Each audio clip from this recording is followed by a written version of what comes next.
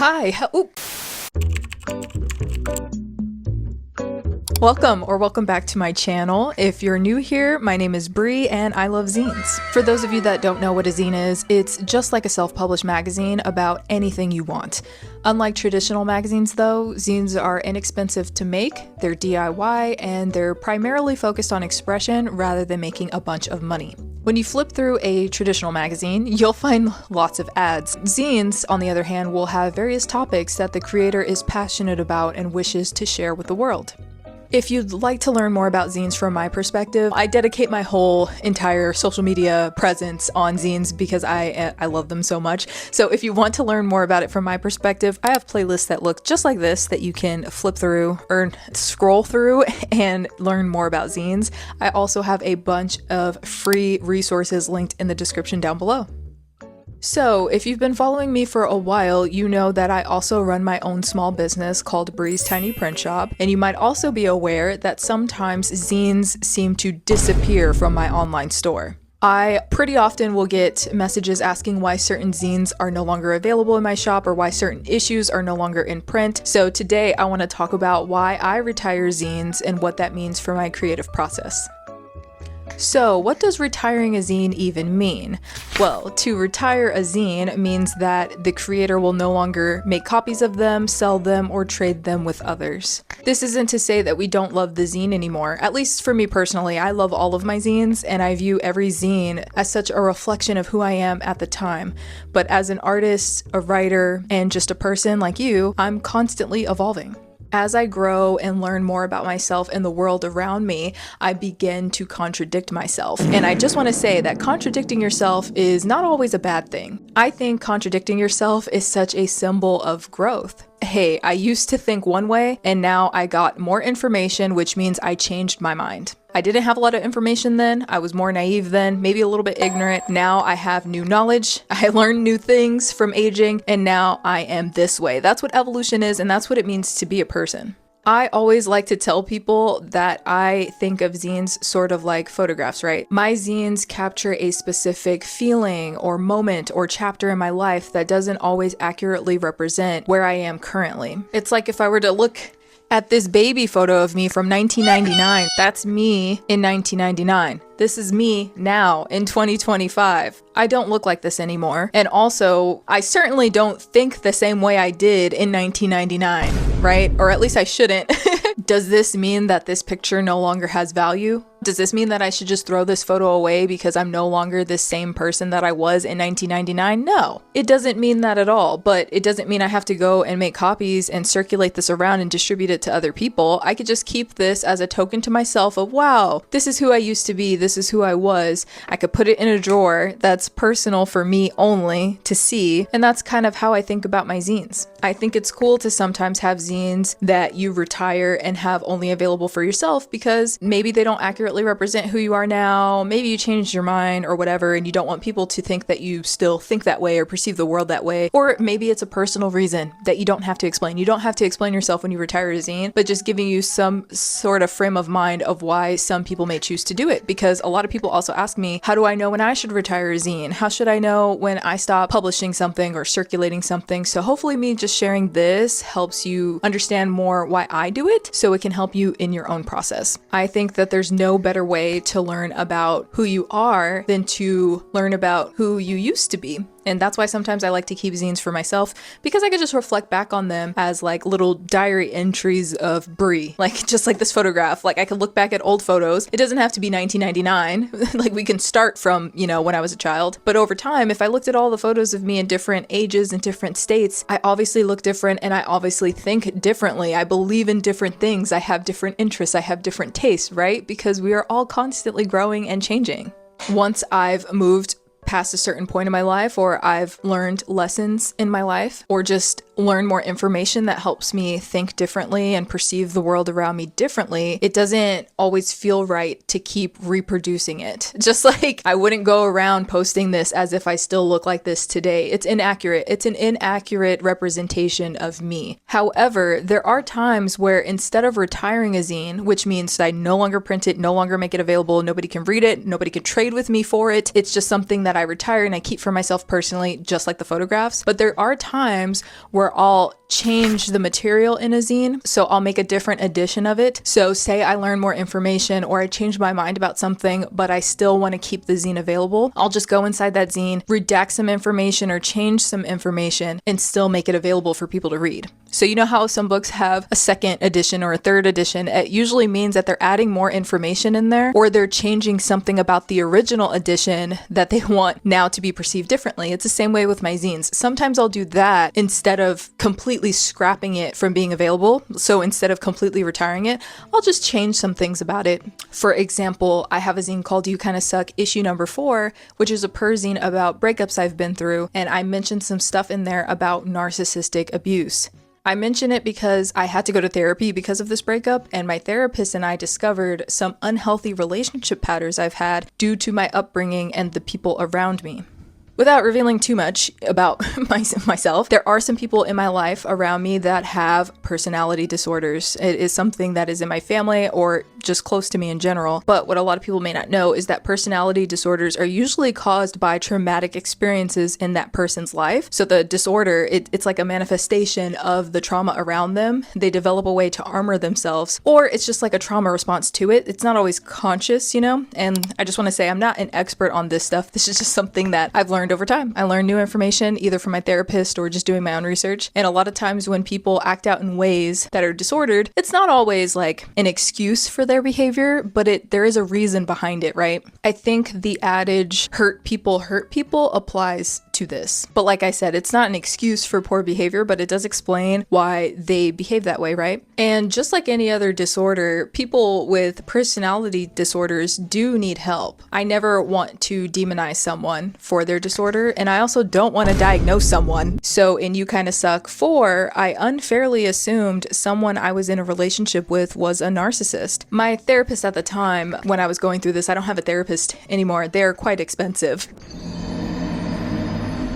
But at the time it was an emergency and I needed a therapist to go through what I went through. And my therapist explained to me that due to my upbringing and experiencing people who are diagnosed with personality disorders, it made sense to her why I was drawn to certain people with similar characteristics. However, just because someone has characteristics of narcissism does not mean that they are a narcissist. And to be fair, that person that I broke up with had a lot of issues behind the abuse, but it was unfair for me to say that the abuse was because of this disorder that I could not diagnose them with. So me implying that they were narcissistic in my zine was just simply untrue. It was incorrect. It wasn't factual information. It wasn't factual evidence or anything. It was merely my opinion, right? At that time when I wrote that zine, I was in a highly emotional state and I didn't care what I shared about them. I was just putting whatever I wanted to in the zine. But upon reflection, I was like, okay, yeah, that doesn't make them a diagnosed blank. I learned to just state the facts. This person was abusive to me. I had to get a restraining order. There was all this stuff a part of it, but at the end of the day, does that make them a diagnosed blank? No, I'm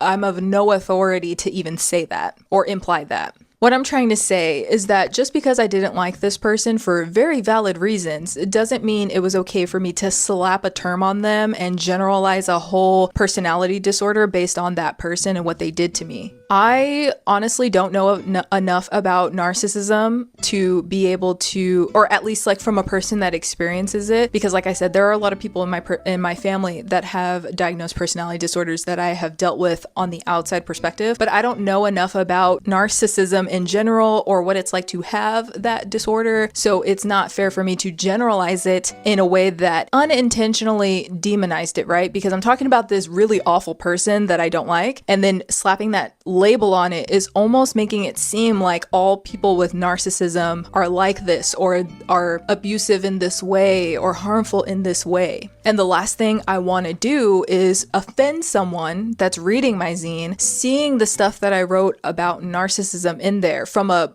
very biased place, right? I'm like I keep saying, I'm not a doctor. I can't diagnose anybody with that. But here I am in my zine writing about it as if I know, and I don't know. So that's what I don't want to do, is offend people that are suffering from certain personality disorders and see me writing poorly about someone with said personality disorder, which, like I said, it was just an assumption or an opinion on my part, but that was due to me not having enough information about the disorder and linking some characteristics this person had to the disorder. Of course, I say all of this in the zine. I was aware enough at the time, despite my pain of what I was going through, to say I'm never trying to demonize anybody for any disorder that they have, but I also stated that I think that anyone weaponizing their mental health at the detriment to others is still harmful behavior, and two things can be true at once, right? Like, I try to let it be known that yes, this person is suffering from mental health problems, but they also were an asshole. And while two things or multiple things can be true at once, I think it's okay to criticize someone's behavior without attributing it to any diagnoses, you know? Like, I started thinking about it in terms of what if someone demonized me for behavior that was due to me being neurodivergent, right? Like, imagine someone said I was a bad person because I'm autistic. Like, just for an example here, for the sake of what we're talking about, imagine that I was a bad person. Me wanting to do bad things like punch strangers in the face. That stuff has nothing to do with autism.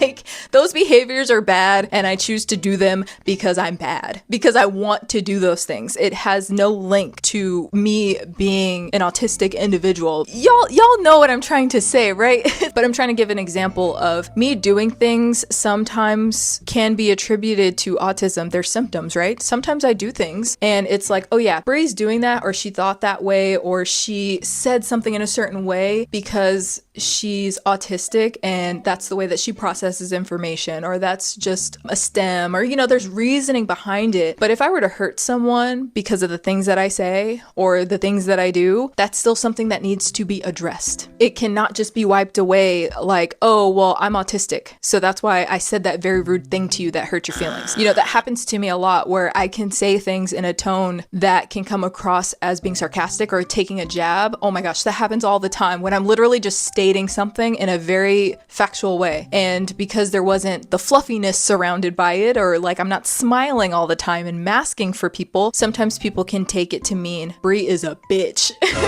But if I say something that hurts someone, I cannot just be like, oh, I'm autistic, it's out of my hands. No, I always try to think more deeply about it. There is definitely a reason why I did that. There's a reason why I said it that way. But that doesn't mean that I could go around hurting people. And when I do, that is something that I 100% have to take accountability for. But what I'm trying to say is that for me to do that to someone else is unfair. So for You Kinda Suck 4, I initially wasn't going to change anything that I wrote in there about narcissism, but a supporter of mine that saw portions of the zine about narcissism let me know that the language I was using in that zine was harmful for people that do suffer from having narcissistic personality disorder, and that sometimes if I jump to a conclusion and assume someone has something based on the characteristics that a lot of people could have, you know, a lot of people can have characteristics or traits of narcissism and not be a narcissist, and they let me know that that is not something that is fair for everybody that suffers with the disorder. Some people are trying to change, and sometimes it is just about the trauma that they went through, and it's not always on purpose.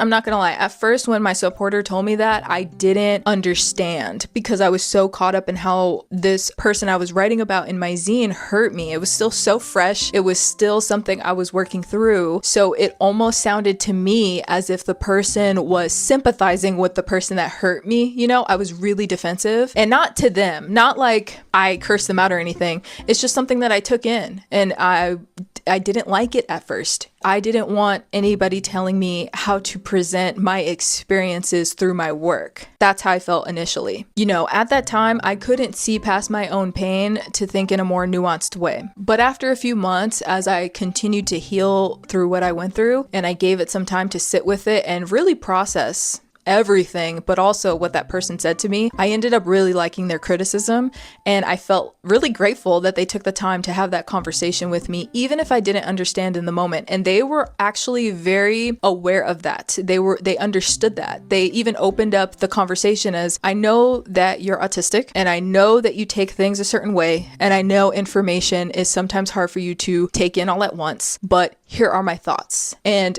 although it didn't make an impact at the time, because like I said, I was still so caught up in my emotions and I was very defensive in my own world. I wasn't projecting that out onto them, but in my own world, I was like, wait, what? I can't write about this stuff? Are you trying to say I can't write about my experiences? So it started off me feeling like that, but then over time, after sitting with it and also just allowing it to process, like that person said, it took me a long time to process what they were actually saying versus what I heard at the time. But after I finally understood it, I was very grateful that they took that time to talk to me about it. Like I said, I have many people that are close to me that have personality disorders. Even though people close to me suffer with these issues, I still love them. I never want to use a label for someone I don't care about. Like, I don't want to flippantly or dismissively assign a label to someone I don't like to someone I do care about. So if someone close to me does have narcissistic personality disorder, and I use that term almost in a derogatory way about someone else, what does that mean to the person I care about?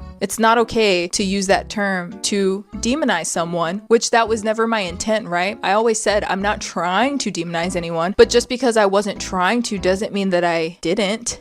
So that's where the framework happened for me, and it was all thanks to that commenter. If they're ever watching this, they know who I'm talking about. I don't want to say their username because I don't know if that makes someone feel uncomfortable, but I definitely had to reframe the way I thought about it, and it made me have a lot of empathy, not just because I love these people with personality disorders, right? Because there are people close to me that I love that suffer through issues, but it's beyond them. It's for people that suffer with personality disorders in general. It allowed me to have a lot more empathy for people that are suffering through things that I don't always understand. So all of that to say, that helped me come to the conclusion that I wanted to redact the stuff I wrote in that zine about narcissism. Some people may not agree with me and may choose to double down on what they believe in, and that's fine, but I believe in changing my mind. This is not to say that I sympathize with people who hurt you. This is not to say that I am sympathizing with your abuser or my abuser, you know? It's just me calling them a narcissist was unfair because I do not know if that was the case. It's not meaning that, like, I feel bad for them now. That person sucked. That's why they're in You Kinda Suck issue number 4. But the term, the language I use, it's very important that we're aware of what we say because it does have an impact on others. People have read that zine and heard what I went through and how I overcame it and the way that I processed that stuff. And they told me that that helped them in their abusive relationships, that helped them have more boundaries and stick up for themselves. So the fact that that zine can have that sort of impact is important to me. And so I want to make it available for people to read because I think it'll help others. But at the same time, I don't want it to have information in there where I'm encouraging other people to use language that's offensive to people. I like to think that changing your mind is a good thing. I used to say certain things before and I would stand 10 toes down and that's what I believed in. But after learning new things, because I'm a constantly evolving human being, I could think in a more critical way about stuff or just even in a more empathetic way. Some people suffer with things. It doesn't always mean that their behavior is personal. Sometimes it's not. And I don't want to ever clump people together with abusers, like people that are actually causing real harm because they actually want to hurt people, okay? It's not right to do that. So that's why sometimes I redact the stuff I say because I no longer feel that way. It's not about not taking accountability. I'm just redacting because I'm like, oh, that's hurtful to others. I don't want to hurt others. Sometimes it's just really that simple.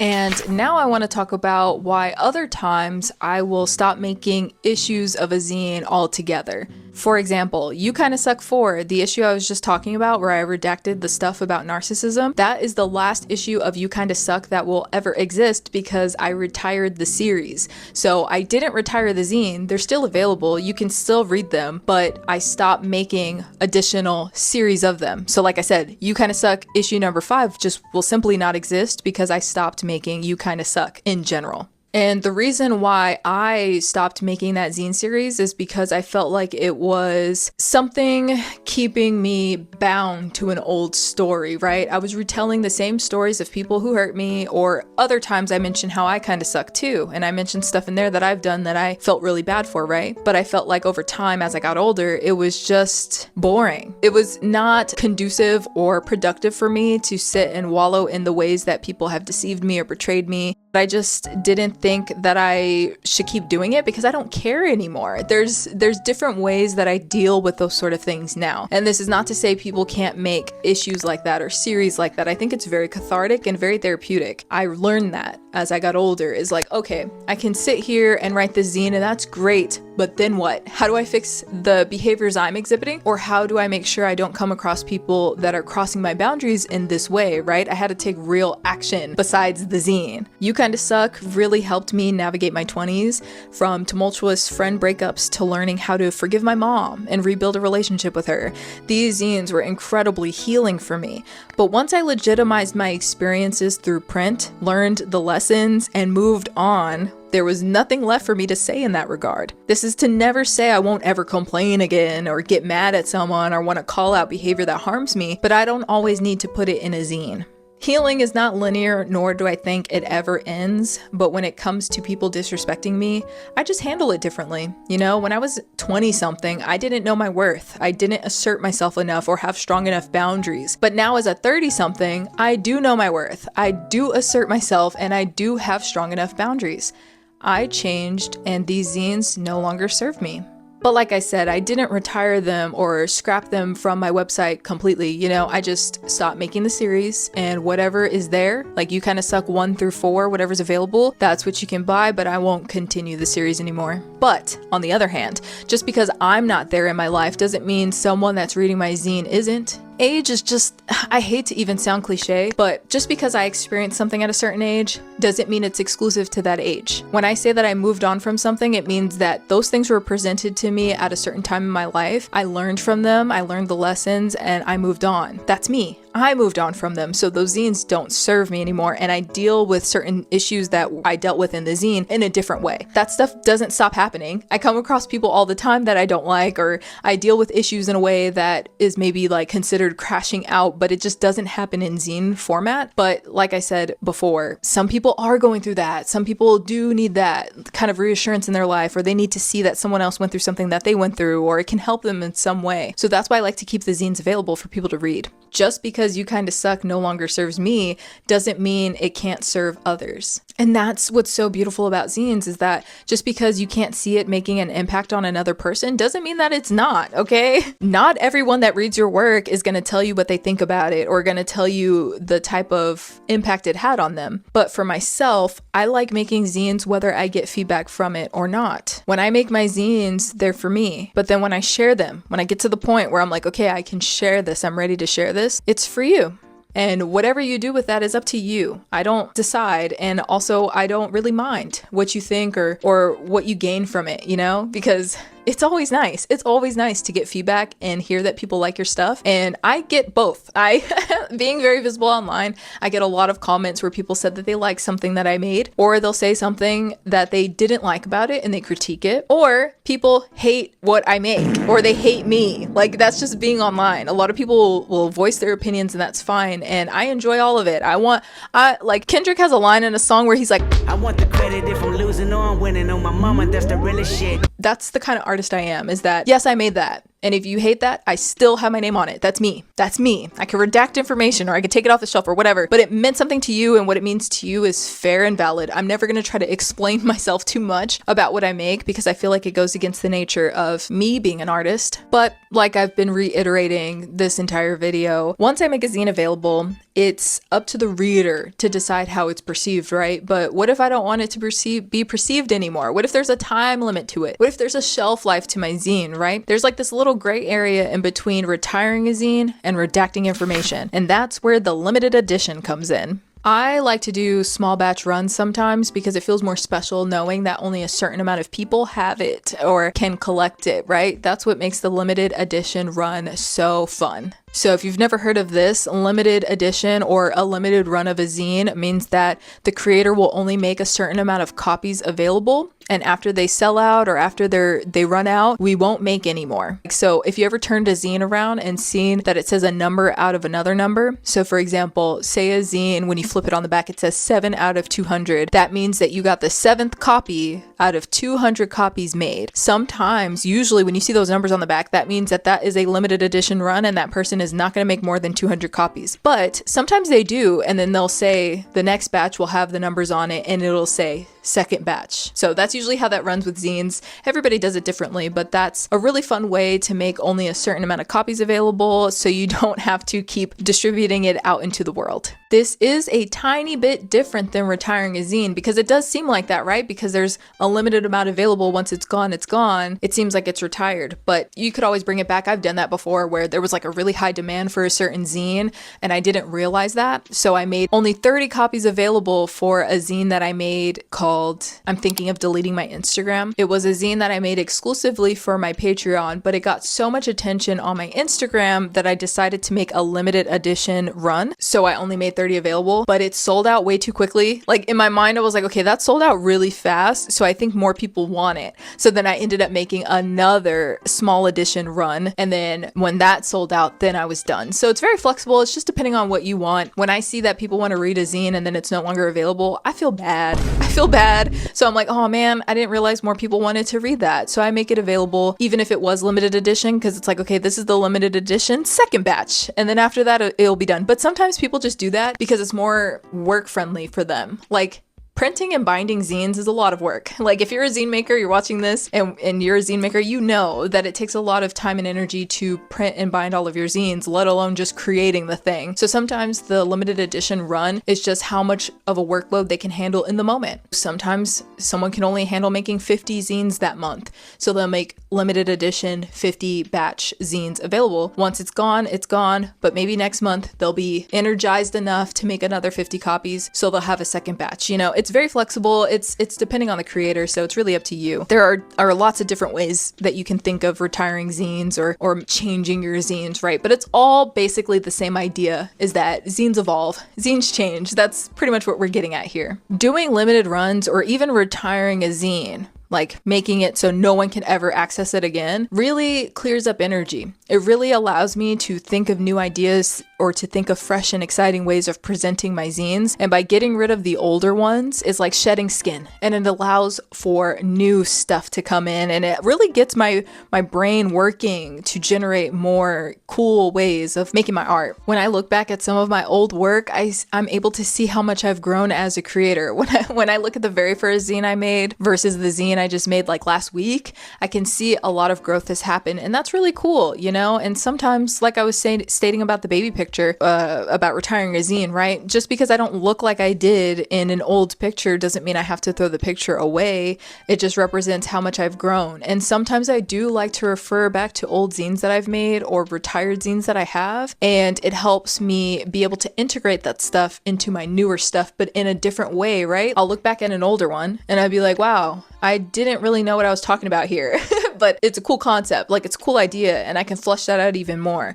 Like in my zine, You Kinda Suck issue number 1, I have this little essay about Morrissey, and I'm criticizing him. But now that I'm older and I have more information, I'm like, there's a ton of things I could say about this. It's very nuanced and it's not so black and white like I tried to make it seem in that zine. I had very limited knowledge because I was very young when I made that. And I don't always agree with all the stuff I said in You Kinda Suck number 1. Like a lot of that stuff, I'm just like, wow, I was such a baby. I was such a kid. And so sometimes when people ask me, do I regret any of my zines? I don't regret any of them, but there are some ones that I cringe at. And You Kinda Suck issue number 1, sometimes I'm like, huh? Like what was I saying here? What did I mean here? What's the context? So now that I'm older, you might see stuff that I wrote about in the past show up in newer zines now because I have new information.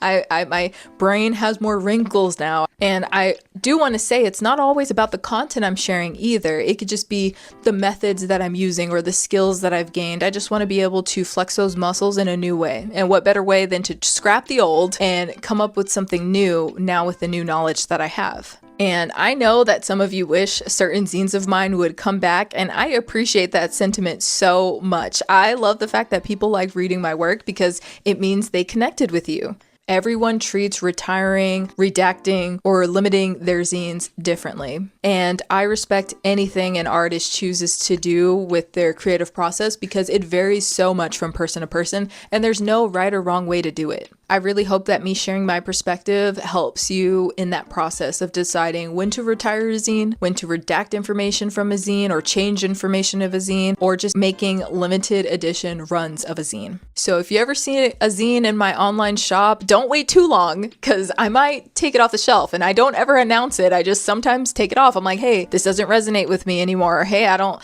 really like that zine completely anymore, and I'll just scrap it. So if you see a zine that speaks to you, make sure you jump on it, because I can't promise that it'll be around forever. And for those of you that have collected some of my old work and have some of those zines that are no longer in print, thank you for supporting my work. Alrighty folks, let us know what you think in the comments about this. I would really love to open up the discussion to you. Do you think that retiring zines should be a constant practice within this scene, or do you think zines should be available forever? Let us know what you think, and until next time guys, bye.